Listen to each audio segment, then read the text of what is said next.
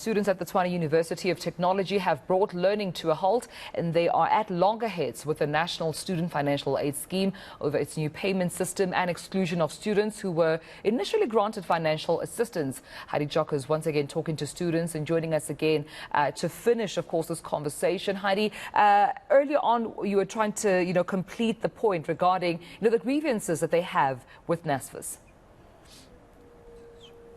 Yes, Tumelo, and it seems as though this remains a constant issue.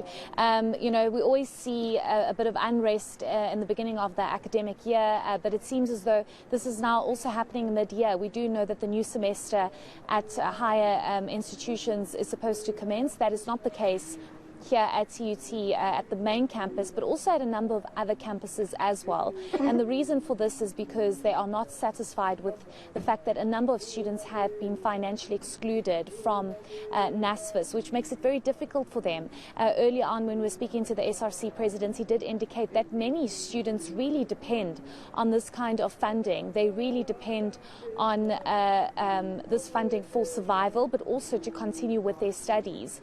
We do know that there was a meeting that happened, but it doesn't seem as though there has been any resolution. They are calling for Higher Education Minister Dr. Bladen Zamande to intervene urgently when it comes to this. NSFAS did release a statement saying that they are in constant engagement with various institutions. We do know that TUT, for example, met with NSFAS on the 30th of June, but it doesn't seem as though that brought any results, yielded any results. Before we listen to what the SRC president had to say, I just want to give you a glimpse of what's happening. There are basically a handful of students and the SRC, of course, here outside the main campus, really trying to demonstrate their grievances and not allowing anybody, Tumelo, to basically go into the university. A number of vehicles have come trying to get through to the university, whether it's students or lecturers or whoever it might be, and they are not allowing anybody through. There is a police presence, of course. I want us to just listen to what the SRC president had to say to us earlier.